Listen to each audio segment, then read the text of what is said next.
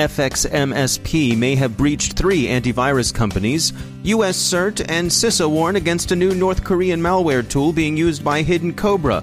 They're calling it ElectricFish. A changing of the guard at Symantec. Former Facebook insiders call for breaking up the company and for more regulation. Facebook disagrees about the breakup but says it likes the idea of regulation. Verizon's head of security research joins us to discuss this year's DBIR. 2 indictments are unsealed, one for leaking classified information, the other for the Anthem breach.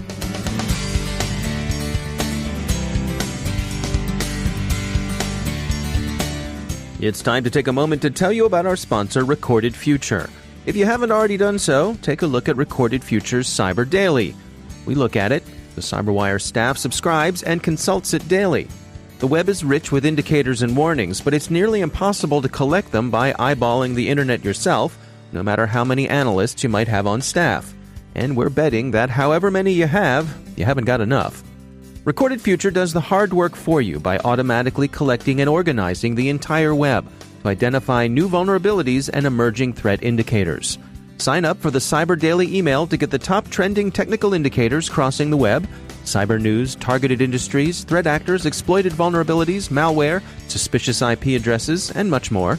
Subscribe today and stay ahead of the cyber attacks. Go to recordedfuture.com/cyberwire to subscribe for free threat intelligence updates from Recorded Future. That's recordedfuture.com/cyberwire. And we thank Recorded Future for sponsoring our show. From the CyberWire studios at Data Tribe, I'm Dave Bittner with your CyberWire summary for Friday, May 10th, 2019. Reports broke late yesterday that a criminal group, FXMSP, well known for selling access to data breaches, had successfully penetrated at least 3 antivirus companies. Researchers at the firm Advanced Intelligence say that FXMSP had stolen source code for antivirus agents, analytic code based on machine learning, and security plugins for web browsers.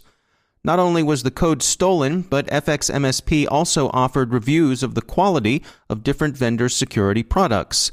Advintel has notified the affected companies and law enforcement authorities, but they're keeping the identities of the firms whose code was stolen quiet. FXMSP is an interesting group. It's described as Russian-speaking and English-speaking, which either says something about its members' countries of origin or about their skill with languages, or their skill at repurposing Anglophone and Russophone code. U.S. CERT and CISA have new warnings out concerning the North Korean threat actor Hidden Cobra. Pyongyang's attack group is deploying a piece of malware U.S. CERT is calling ElectricFish. ElectricFish uses a custom protocol to funnel traffic between a source and destination IP address. A funneling session can be initiated from either side. ElectricFish can be configured with a proxy server port and proxy username and password, which enables it to connect to a system inside a proxy server. This allows attackers to bypass required authentication in compromised systems. For more details, see the report at uscert.gov. The prominent security company Symantec will be getting a new CEO. President, CEO, and board member Greg Clark has stepped down from all of those roles. Board member Richard Hill, former Novellus Systems chairman and CEO, will serve as interim CEO as the search for a permanent replacement begins. Clark, formerly CEO of Bluecoat, moved into the same position at Symantec when Symantec acquired Bluecoat in 2016. His resignation was prompted by shareholder dissatisfaction, an accounting probe, and a significant earnings miss. Facebook's co-founder, Chris Hughes, who goes way back with Mark Zuckerberg, back to when they were undergrads at Harvard, published an op-ed in the New York Times yesterday in which he advocated breaking up Facebook. Mr. Zuckerberg is still a great guy, Mr. Hughes writes, but the company is too powerful. Mr. Zuckerberg's properties, Facebook, Instagram, and WhatsApp, have billions of users. The company is publicly traded, but with 60% of the voting shares in Mr. Zuckerberg's hands, other voices inside Facebook, including those of the board, are merely advisory. As Hughes puts it, quote, Mark alone can decide how to configure Facebook's algorithms to determine what people see in their news feeds, what privacy settings they can use, and even which messages get delivered. He sets the rules for how to distinguish violent and incendiary speech from the merely offensive, and he can choose to shut down a competitor by acquiring, blocking, or copying it." End quote. It's a very long piece, but in essence, Hughes argues that Facebook should be broken up under the Sherman Antitrust Act, the way Standard Oil was broken up at the turn of the 20th century, and the way AT&T was broken into the baby bells in January of 1984. This sort of market correction is all that Hughes advocates. He wants a number of other things too, including a U.S. privacy agency with the power to not only protect the privacy of individuals' data, but also to regulate their speech. He acknowledges the First Amendment issues here, but deals with them airily by assimilating speech people view as hateful or harassing to such exceptions to constitutional guarantees of free speech as prohibitions against shouting fire in a crowded theater. It's unlikely to be an easy case to make. Indeed, Facebook, Google, and Twitter are already under considerable criticism for what many perceive as ideological bias. But in any case, Hughes wants the company broken up, and he wants public servants and not corporations to lay down the guidelines for acceptable speech he sees as inevitable. Hughes is not the only Facebook former insider to look upon their economic child with dismay. Last month, one of the company's early investors, venture capitalist Roger McNamee, published his book, Zucked, Waking Up to the Facebook Catastrophe. McNamee, who not only provided funds but also served as a mentor to the young Mark Zuckerberg, now feels that the social network's dependence on advertising was its original sin, and that it eventually became almost addictive, pushing the most lurid content it could to keep users engaged and on the platform. Facebook, needless to say, disagrees. They released a statement that reads, quote, "Facebook accepts that with success comes accountability, but you don't enforce accountability by calling for the breakup of a successful American company. Accountability of tech companies can only be achieved through the painstaking introduction of new rules for the Internet. That is exactly what Mark Zuckerberg has called for. Indeed, he is meeting government leaders this week to further that work." End quote.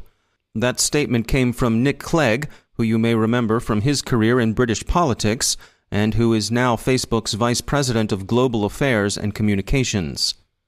So in essence, it seems everybody wants more government oversight, and more government oversight everybody will no doubt get. That oversight will be international. The French government has just announced its intention to introduce legislation that would create a duty of care for social media, with regulatory scrutiny and heavy fines for those that permit objectionable content to cross their platforms. For all of the attention Facebook has attracted lately, it does appear that the social network is on the right track in setting its face against what it calls inauthenticity, especially coordinated inauthenticity, the kind of bot herding and trolling the Russian government has so vigorously deployed in its information operations around the world. Those information operations are continuing in Ukraine, Kiev complains, even though that country's elections have concluded. Several significant legal actions have been announced. Daniel Everett Hale, 31, of Nashville, Tennessee, was arrested yesterday on U.S. federal charges of obtaining and disclosing national defense information and theft of government property. Hale worked as an intelligence analyst for the U.S. Air Force, and after leaving the service, performed similar duties as a contractor for the National Geospatial Agency. The government alleges that Hale provided highly classified information to a reporter over a period of several years, beginning in 2013. And you'll recall the very large Anthem breach of 2015, in which the health insurance company was breached in an incident that affected the personal data of nearly 80 million people. The U.S. Justice Department says it knows who's responsible, a highly sophisticated Chinese group. 2 Chinese nationals have been indicted, Fuzhai Wang, also known as Dennis Wang, and a John Doe who went by the name Daniel Jack, Kim Young, and Zhao Jinghong. The indictment says they also breached 3 other U.S. companies. The document calls these simply Victim Businesses 1, 2, and 3, but it does identify them by sector, respectively technology, basic materials, and communications. The defendants are of course still at large and in China, probably in Shenzhen, and are unlikely to appear in a U.S. court unless Wanderlust takes them abroad. We hear Vancouver's beautiful this time of year. Come for the shopping and fishing, stay for the extradition hearing. And now a few words from our sponsor, KnowBe4. Everyone knows that multi-factor authentication, or MFA, is more secure than a simple login name and password. But too many people think that MFA is a perfect, unhackable solution. It isn't. Learn from Roger Grimes, KnowBe4's data-driven defense evangelist, in an on-demand webinar where he'll explore 12 ways hackers can and do get around your favorite MFA solution. The webinar includes a hacking demo by KnowBe4's Chief Hacking Officer Kevin Mitnick and real-life successful examples of every attack type. It will end by telling you how to better defend your MFA solution so that you get maximum benefit and security. Go to knowbe4.com/MFA to watch the webinar. That's knowbe4.com/MFA. And we thank KnowBe4 for sponsoring our show.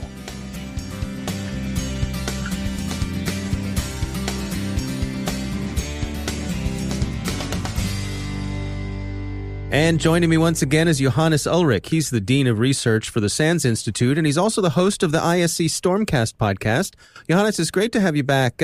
You've been tracking some malware that's been taking advantage of some tools from Google. What's going on here? Yeah, and what this malware is doing is it's written in Go or Golang. That's a language that Google came out with. It's a pretty neat language. A lot of developers like it. It's, I believe, sort of one of the top growing languages. And what's really neat about it is it's very easy to write multi-threaded software. It's also easy to write network-connected software. And in particular, the second part is, of course, something that malware authors like too. So we do actually see more and more malware being written in Go. And so what are the ramifications of that? Well, first of all, there aren't really a lot of tools to reverse this malware. So malware analysts, they're used to analyzing malware that's sort of, compiled Visual Basic, or so we have a lot of that stuff, of course, around, and various C and C++ or .NET.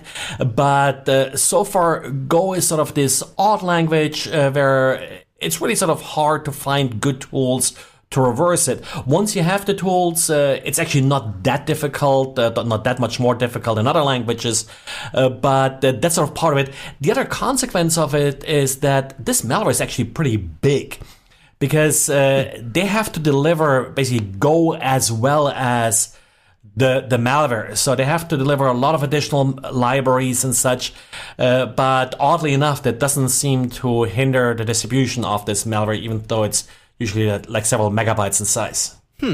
Now, what's the upside for the malware developers to be working in this environment?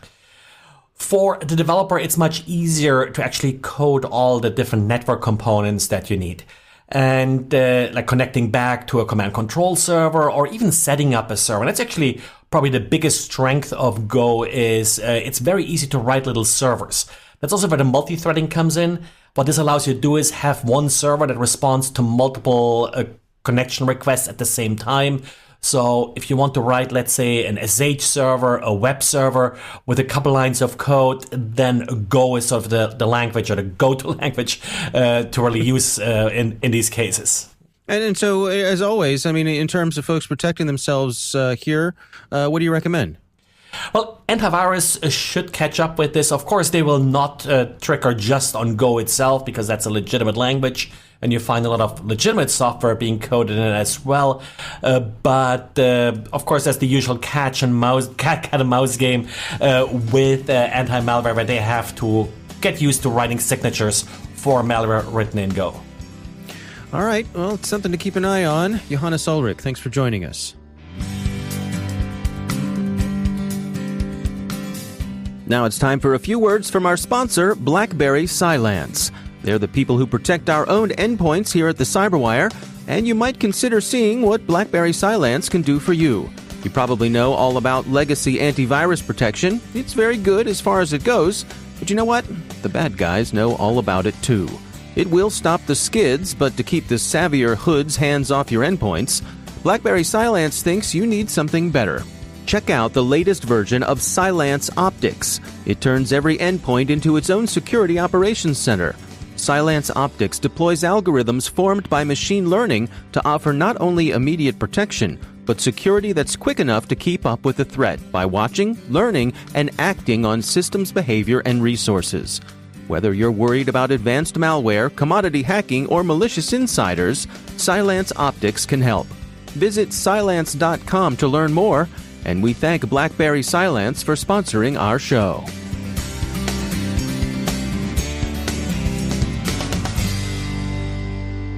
The 12th annual Verizon Data Breach Investigation Report was released this week, and my guest today is one of the report's co-authors. Alex Pinto is head of Verizon Security Research. So the DBIR is in its 12th year right now, right? We're joking that it's going to be a teenager next year and hope it doesn't give us too much trouble. This year we're working with 73 different partners. So take us through, what was your approach to this year's report? The report kind of writes itself, right? We're actually collecting the data, and then the data will tell us what are the important subjects, what are the important things that are happening that we should be talking about, right? And this year was no exception.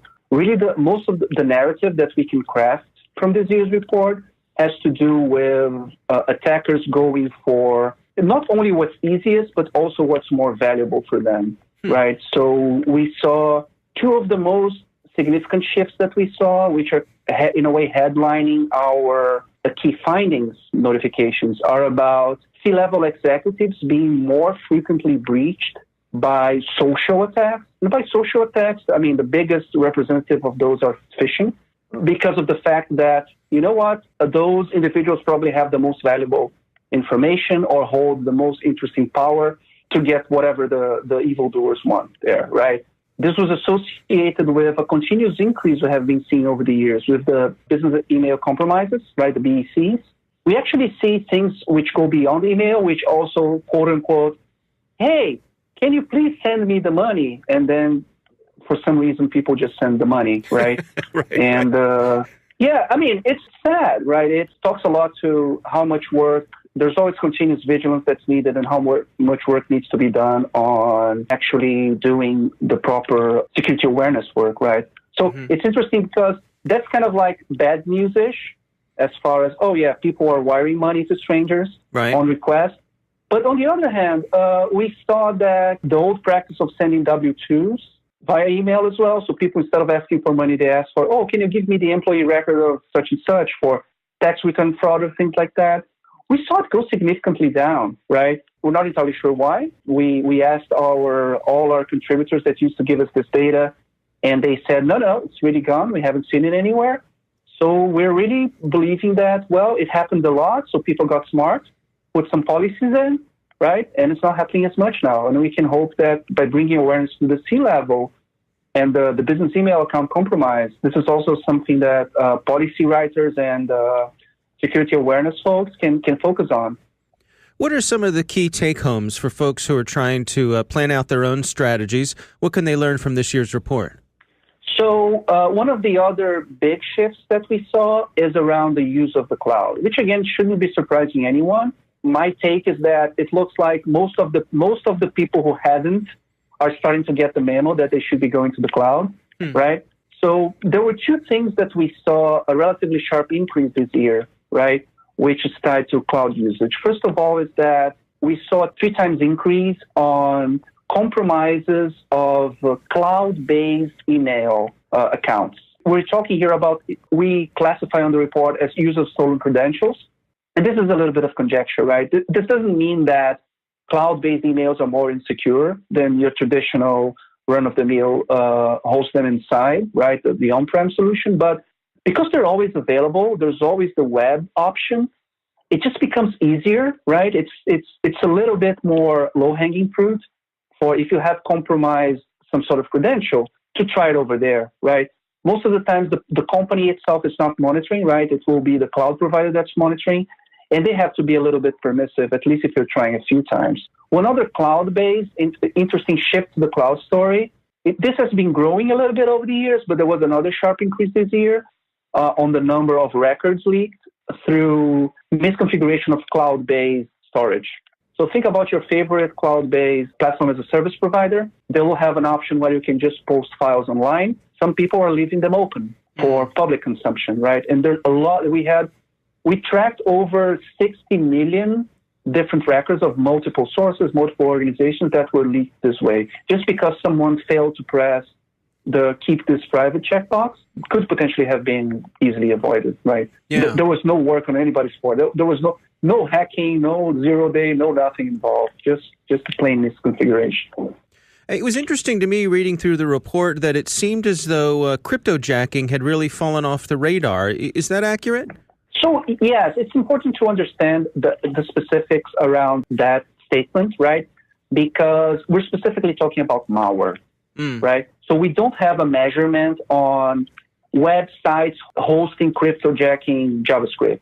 We don't have a measure of, we do have, but it's not tracked there, of, somebody's cloud-based account was hijacked and somebody just spun up a bunch of servers and are mining your favorite cryptocurrency there, right? We're specifically talking about malware whose functionality ties into crypto mining, right? So a piece of malware is installed, and one of the things it does is mine cryptocurrency for you, right? And we saw that just doesn't happen. It's way more profitable. Makes way more sense to just go and put some ransomware in. It's way more profitable, so to speak. Were there any surprises this year, things that popped up that you weren't expecting? So the one that was most surprising was the human resources story, right? We're not really used for things getting, in a way, fixed so quickly, if you know what I mean. So the fact that it really seems that this was a trend and it was happening, and suddenly it's way less of a trend, right? Gives us hope that it's something that people are doing a good job.